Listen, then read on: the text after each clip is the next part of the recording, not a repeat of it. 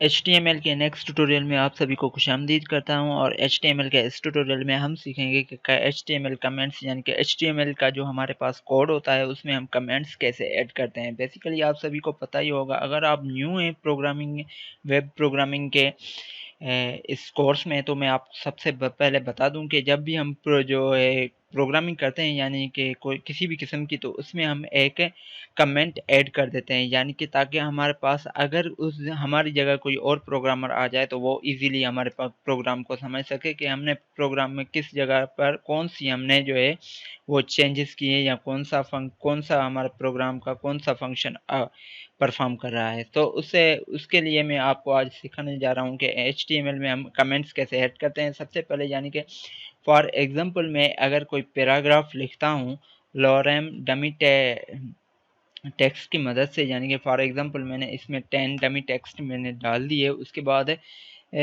इसको मैंने सेव किया, इसको मैंने रीलोड किया तो अगर ये तो हमारा जस्ट एक पैराग्राफ का है, पर अगर हमारा कोई ऐसी एप्लीकेशन है या एक ऐसी वेबसाइट है जिसमें हमारे थाउजेंड्स ऑफ पैराग्राफ्स हैं मुख्तलिफ पेजेस पर मुख्तलिफ जगहों पर, तो हमें ये जो लाइन ऑफ कोड होता है यानी कि पूरा का पूरा हमारा डॉक्यूमेंट होता है वो दो हज़ारों लाइन ऑफ कोड्स पर चला जाता है, जो वहाँ पर हमें कन्फ्यूजन होती है प्रोग्राम को समझने के लिए, और इसलिए हम कमेंट्स यूज़ करते हैं।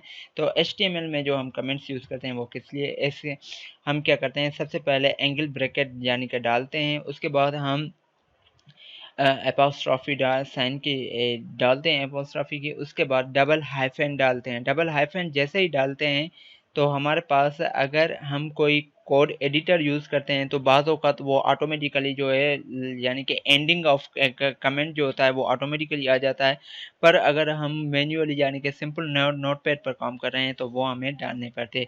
अगर मैं यहाँ पर लिख रहा हूँ for example this is our first HTML paragraph, तो इसमें अब क्या होगा, कमेंट में जो हमारे पास जो भी हमने लिखा होगा वो हमारा जो है डॉक्यूमेंट में प्रिंट नहीं होगा।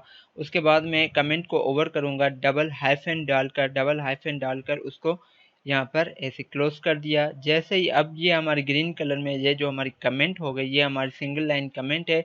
अब मैं चाहे रीलोड करूँ तो भी हमारा जो ये टेक्स्ट है वो हमारा शो नहीं होगा डॉक्यूमेंट पे। अच्छा, ये हमारी सिंगल लाइन कमेंट है और उससे हमें कुछ यानी कि for example multi line comments होती हैं। मल्टी लाइन कमेंट्स भी हमारी सेम तरीके से होती है। फॉर एग्जांपल मैं यहाँ पर लिखता हूँ और इसको मैं लोरेम 200 पे डाल देता हूँ।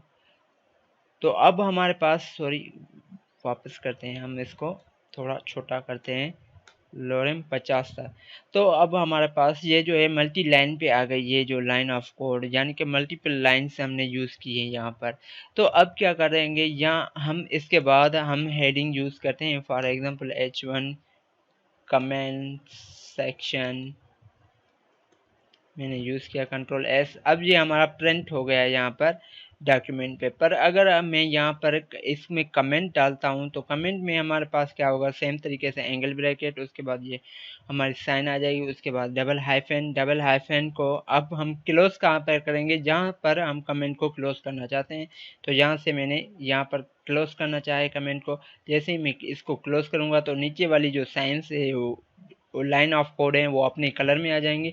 पर अगर मैं इसको रिमूव करता हूं तो आप देखेंगे कि ये नीचे वाली लाइंस जो हैं वो भी हमारी कमेंट में आ रही हैं। तो इसको मैं यहाँ से क्लोज करके कंट्रोल S करता हूं, तो अब आप देखेंगे कि ये जो हमारा पूरा का पूरा पैराग्राफ यहाँ लाइन ऑफ कोड है वो हमारी प्रिंट नहीं हुई। आई होप आप सभी को गाइस समझ आ गया होगा, और आप हमारे चैनल को लाइक, सब्सक्राइब और शेयर करना मत भूलें। Thanks for watching this YouTube channel.